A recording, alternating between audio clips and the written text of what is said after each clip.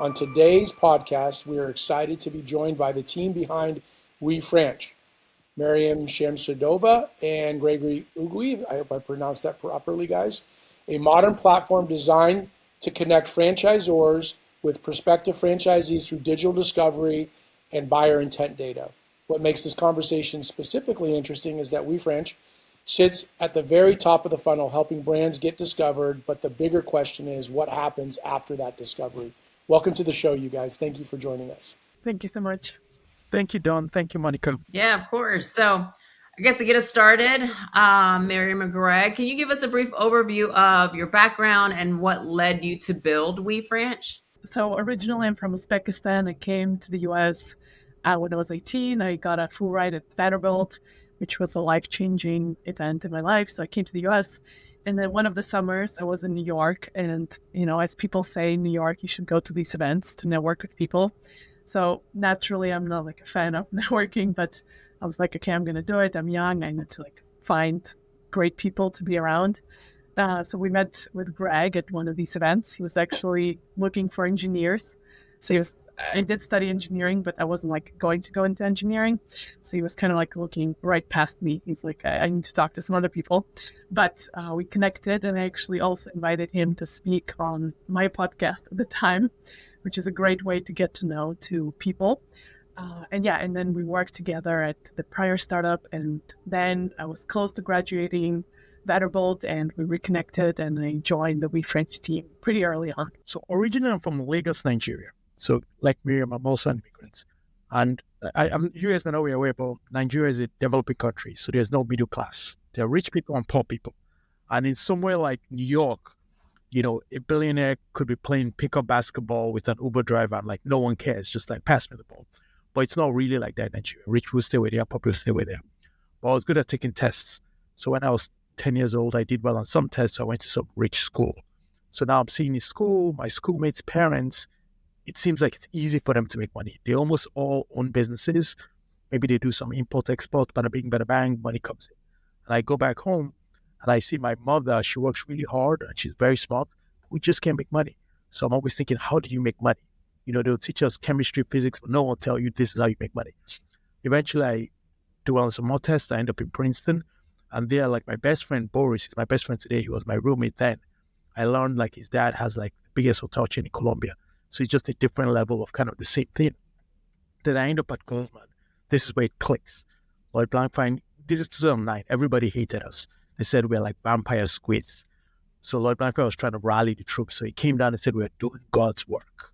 We find people with business models that work in the real world. So they're able to charge customers. They have pricing power. They're able to pay employees and leave some return for the owner. If you can do that, we put in money and it grows. And then he will say, think of North Korea, South Korea. DNA-wise, it's the same people. You can't scientifically tell a North Korean from a South Korean. The land is the same. And, South Koreans used to escape to go to North Korea in the 60s. And now South Korea is a first world country. So that, really clicked for me. It's you have to have a concept that works. And then after I spent 6 years at Goldman, I built a data company, which is where I met Miriam, where we're providing data to hedge funds and PE funds. And a lot of what they invested in were franchise businesses.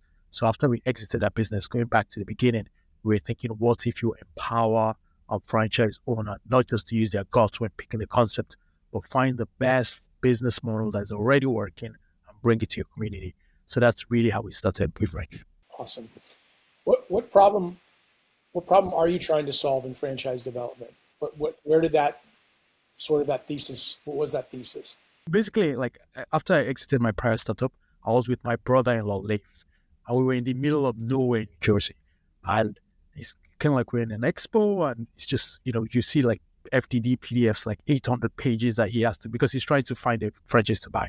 So I'm there has to be a better way. So just think of how PE firms analyze companies.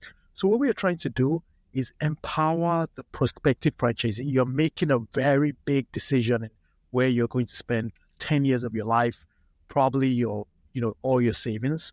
So how do you make sure you pick a brand with highest ROI, a moat, price power, just like Warren Buffett or a PE firm would do analysis, instead of just going with your gut or just being sold something by a broker? For me, I was not familiar with franchising at all prior to that. So both of us were in the startup ecosystem before that. So I would say franchising is very siloed. So it is a very powerful engine for the economy, for entrepreneurs that choose to become franchisees. So it's really life-changing. But for a lot of people, like in my kind of like network, their ideas about franchising are very limited. Usually they're kind of like surrounded by certain stereotypes. So part of our mission is to educate and empower people with these tools to actually learn more and understand the space better. Especially now, it's like extremely timely with what's happening with the economy, with AI, and a lot of kind of like, people of my age are facing a certain crisis of like, what am I really going to do with my life and what are the options? So franchising has not been on the radar, but we're creating that pathway. When you think about franchise development, has historically been broker driven. How do you see, or does your platform change that model, or does it complement that model? How does it play along with that model? Coming from the startup background, the way we think of marketplaces, it is like in almost any industry. If you think of real estate, right, or buying any types of like assets, before it was like broker driven, so people have to talk to a person before they, kind of like get to the options. And then if you think of something like Airbnb, it disrupts that place. So the consumer and the kind of like the service provider can connect more easily, and they don't need the middleman in between them. So it's something that we're trying to do. So, again, people are often misinformed about franchising, or, they hear things that are not necessarily correct. So how can you go to the source of truth, the source of information directly, and get your questions answered to start your journey? Like if you think of the incentives when you have broker-driven platform, usually they'll get a piece of the franchise fee. And so you're incentivized, even, you could be a great person, but you have kids at home. You're incentivized to drive people to brands where you get the initial franchise fee. The easiest brands to sell, the highest franchise fees, and that's not necessarily aligned in the interest of the owner. And then if you think of it from the perspective of another, if you're going to invest, your family savings into this 10 years of your life, and you are not able to navigate making that decision and take the lead, then that could be a challenge in of itself. So yes, we think there's an opportunity to connect franchisees and franchisors directly and help franchisors build kind of like their own in-house engine for attracting leads. So just like the internet has disrupted, real estate, or you think of banking, we do think there'll be brokers where they're doing more complex, larger deals with mumbos, where there'll be a role to play, just like there's still investment banking, even though there is retail trading. But we think ultimately we're trying to empower the franchise buyer, because no one is going to have your interest in that as much as you would. So that's what we're trying to do. And providing data and feature tool sets for them to be able to make those decisions. So that's interesting. Yeah, that's cool for sure. Yeah, that's great. And you talk about access to the prospective franchisees. What actually happens after the brand gets listed? So after the brand gets listed, so first of all, we list all brands, those that work with us and those that don't. But let's say after a brand gets listed, now, like if they become a paying customer, there are three ways in which they can sort of market themselves. One is they can basically host webinars with us, very similar to this, for prospective franchisees, like quarterly webinars, where they'll bring their actual franchisees. So if they're going after a persona, let's say a corporate refugee, they might bring someone that worked in Boeing as an engineer to come and talk about how he switched to building a hair salon empire. So that works. So hosting webinars. We also host in-person events where they come and present. And finally, they can activate outreach to target franchisees on the platform. So in some sense, we are borrowing from the LinkedIn model where, you're connecting people online. It's free for certain people, but if you want to market yourself, you can. And can you also explain, you mentioned it earlier, Mumbo, I think a lot of people have not heard that term. Can you explain what that is to people? So Mumbo stands for multi-unit, multi-brand operators.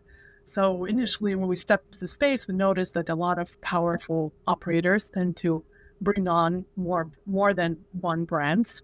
And on the side of franchisors, these are the operators that are very kind of like desired. So, they have experience, they have a track record of success, that they've been in business, they know franchising, they usually have a team in place, and they have, either capital or access to capital. So they're kind of like the ultimate candidate that a lot of growing, expanding franchisors seek. So yeah, and Greg, if you want to add to that.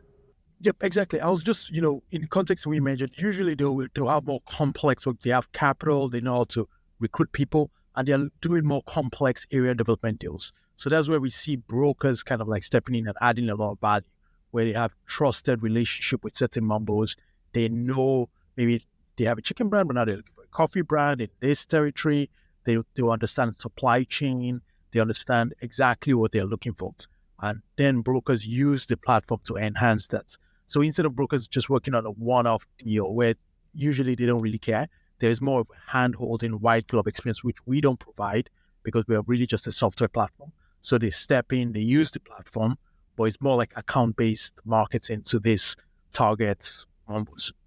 You guys surface buyer intent signals. What does intent actually look like in franchising? Typically, it looks like people like reading through like FTDs and doing research. So we don't, quite frankly, our view is that people don't like buy franchises. Like we when we came here, we were very excited. We're going to sell. Like often it takes like 12 months or 18 months for when they get into the process to when they actually close. So we think people do research. They build financial models. They read FTDs. They try to talk to actual franchisees. So for the franchisors to have visibility into that, they were reading your FTD, where did they drop off? Where are the points where they come back to all the time? Just seeing that with data. Most franchisors we work with prior to this, they didn't do any of that. Or just quite frankly, knowing when people are, clicking and looking at your profile. So that's what we think of as buy intent. And one other side of that is that when users sign up, so to various means, like we host events, they find us online, they search for FDDs, a lot of times they will indicate the industries that they're interested in. So specific kind of like, I want to be in the pet industry or like a restaurant, right? Or something with youth enrichment, I'm a parent.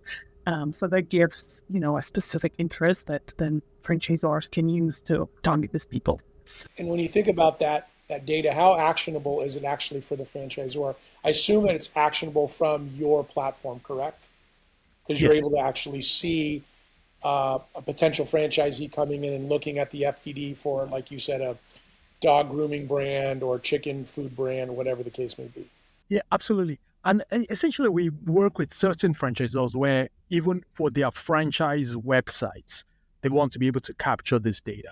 So quite smoothing the workflow when people want to download your FTD. Many people like gate this, but anyway, so when you deliver that, tracking various things where it's not just the PDF. Obviously, typically it's usually PDF, but you embed a lot of things so you can understand, like a reader that makes it easier for the reader for the prospective franchisee to navigate. But it also gives you a lot of signal into where people are doing various things, where they are dropping off. So certain, franchisors use our tools for their own franchising websites, but in our platform, we also surface that in a dashboard to the franchisors. So having that visibility is crucial. And I think a lot of people don't. So kind of shifting into lead generation, from what you've seen, where do you think most franchisors struggle after they receive leads? Is it lead volume? Is it conversion? Is it? I think franchisors, like many people, first of all, people that sell franchise tools like ourselves, they typically talk about, they don't follow up. Like many franchisors don't follow up. Franchisors also say like, many of the leads are just not qualified. They don't have the capital. So first of all, we think making a match where both sides are excited is hard. And then we think like one technical drop off is just getting literally people to sign the FTD and say, I received it. So kind of like smoothing that. But in short, in our view, like, and you mentioned this as well, we focus really on top of funnel. So when, like if someone went into a store, they've seen it all the time, they know the owner, they're ready to buy, like that's kind of like inbound. They already know, they've already had an experience with the franchisor and they're ready to buy. So franchisors are very good at dealing with that. Now, what they are, in our view, where they are less good at dealing with is where there's this long, protracted process of dealing with like qualifying the leads. So say these are bands qualified, and kind of understanding that it's going to be an enterprise sale that might take a year and a half. Quite frankly, a lot of the people that work at franchisors, they might not be there for a year. So they're just not built for that long enterprise cycle. They're really built for either I get qualified leads from brokers or consultants that worked with this buyer for a long time and now they're ready to buy, or they've experienced my brand, but they are not just, it's basically accepting that it's going to be a long process, and perhaps you need to have like a newsletter where you're keeping those leads warm, and something happens in their life that makes it now is the right time for them to act. Obviously, at top of funnel, people get excited. They're like, I want to do a pet grooming. This looks like a great brand. Of course, they check out like item 19. They get some idea of how much it costs. But as they get down the sales funnel, they need a higher level of specificity, right? So it's like they start kind of like asking more urgently. So this, AUV number, like what does it actually mean for me? Like, am I likely to generate this? Like, what do I actually take home? So, talking to franchisees, building some kind of financial model. So, having clarity and confidence at that stage becomes like very critical. So, the franchisor or other tools, ability to support the person in that stage as they get closer to like, putting their money into it, getting a loan, getting the person guarantee. So having a clear picture about the financial future, it's very important. And then when it's not there, it's just more difficult. Yeah, in our experience, because as you guys know, I'm a master franchisor for a brand. I'm not going to mention the brand on this call, but I own 4 states, and Monica actually is my head of sales. She's sold 20 plus units in the last 10 months to 12 months. We have 5 to 7 pending. We have a very good understanding of, I think we have a good understanding of where these deals stall. But in your experience, from more of an aggregate level across many brands, where do the sales usually stall? So I'll mention sort of specific choke points. One will be literally just optimizing how people receive the FTDs. Like they need to sign some knowledge, like making that super clear. The second stage is when people have to show that they have the capital. Really just, as Miriam said, helping them understand that SBA loans are available, but they need to have some capital. And maybe what you see in item 7, you might need some additional things until you break even. So just coming up with crisp, when money hits the line, and you have to actually show you have the money, you're well capitalized, things like that. And I'll say the final thing is just understanding, okay, are you ready to quit your job? Because often, they need to do this full time. So we'll say those are the 3 main kind of like bottlenecks in the process that we've seen. And I'll be curious, what do you guys see? Similar. Yeah, I think you're right. Yeah. Okay. The FDD and the financials, them understanding not what the franchise fee is, but what truly goes into what's the all in with construction and fit out and what those estimates truly look like. So I think there's a missing piece that we started including late last year, which is an actual real-time sort of pro forma, right? So they're running their own pro forma. We can't technically impact that. We can't give any numbers. It's against rules. But as they start to get credible data, credible input, we encourage them to start building out that pro forma, that template, for them to really get an idea of what does break even look like, how many, in our case, we're a membership model, how many members do you need, and then what's the number of members you need to start generating a profit, right? And I think that's good, because what we want to try to have them do is when they go into validation, they're actually using those numbers with other franchisees that aren't in my region or aren't in the Northeast, and they're testing those numbers with those franchisees maybe down in the South or on the West Coast. And so it's exactly what you guys say, right? It's always the challenge. I think the interesting thing, though, is, right, like there's a lot of people who hang up on that FDD. I think they think it's a legal document. I mean, it is a legal document, but it's not a contract. We're just asking you to say that we sent it to you to, hey, yes, I did receive that, and now we can start having certain kinds of discussions as a result of that. So I think that's an incredibly valuable piece that your platform brings, and the fact of that you can embed, sort of see where people fall off or stop reading. I mean, a lot of times they're close to like 300 pages. So I don't blame people for wanting to not read it all in one shot, but really sort of if they get to a certain place and then you can see that it just constantly drops off, that maybe something needs to be presented differently. So I think that's really cool functionality of your platform for sure. And if there was a brand that came to you guys and said, let's say they were selling 5 deals annually and they came to you and said, we want to go from 5 to 25, what would you suggest needs to change based off what you're seeing with your experience? Really, we bring tools, and then beyond that, like we'll sort of explain how we sort of when people start with us, like their first franchise, or they want to say in general, kind of like how does this go? We try to explain to them. It usually comes from your own kind of like network. So we give you all these tools, but really we're helping you. Like we think of like early franchisors, we're helping you activate people that were already interested in your process. They're already kind of like latent leads in your network. So you have to do some things like host webinars and things of that nature. So we make sure that that's clear. And maybe 40% of the leads come from our platform and 60% comes from work they are doing. But we're just giving them tools to do that. And then if they are already kind of like, they're already on a roll and they're sort of, basically trying to accelerate, the one thing we emphasize is the biggest factor we've seen is sort of marketing around your successful franchisees. So sort of working with them, if they're happy to sort of like, quite frankly, when we host events, we have some really large franchisors and they bring, successful franchisees, and that makes all the difference. Or just online, hosting webinars with us or without us, with different. And the other thing we mentioned is like there are certain communities of, people that like are interested in bringing franchisees, basically creating entrepreneurship in their network. So kind of like targeting those. So there are some people on our platform that they are multipliers in short. So those are the things we'll say, like if you're really looking to accelerate.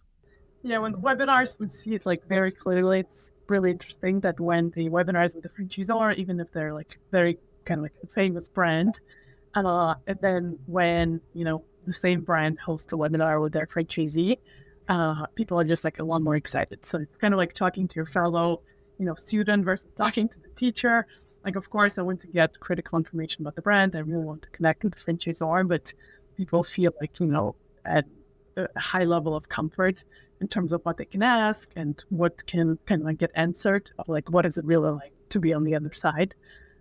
So that has worked very well when people connect with franchisees, because that's, the reality that they all be living. In my experience, it seems as if brands don't have a lead problem. I think they have a qualified lead problem, and I think they have a conversion problem. And that's one of the things that Monica and I are trying to figure out as well as we talk to more people in the industry. How do we target better, right? And we're coming to an idea that there's going to probably have to be some level of data layering, that it's not simply just targeting someone on LinkedIn, that you're actually using other signals from other types of data that can help you sort of identify those people. Because I think, at least in my experience, and Monica and I've talked about this quite a bit, that I think franchisors generally, how do I want to say this? I'm not sure they always hire the right people to do the work that's necessary to get them to closing sales. I think, if you look at, we use this term like 1%, right? So if you get 100 leads, you might close one. It's not a really good close rate. Like, I come from Silicon Valley. I come from other industries where close rates were higher. And so when I got to this industry, I'm like, why is that so low? And then I started looking at the entire sales. We started looking at the entire sales process, and it's not that for a lack of trying, or not that you don't handle objections properly. I think there's a lot of improvement. So I'm glad to see that you guys are doing the fundamental work to help franchisees and franchisors get there to improve conversions. And I think a lot of it has to do around education, but I think that where it starts, at least where I'm sitting today, is around targeting.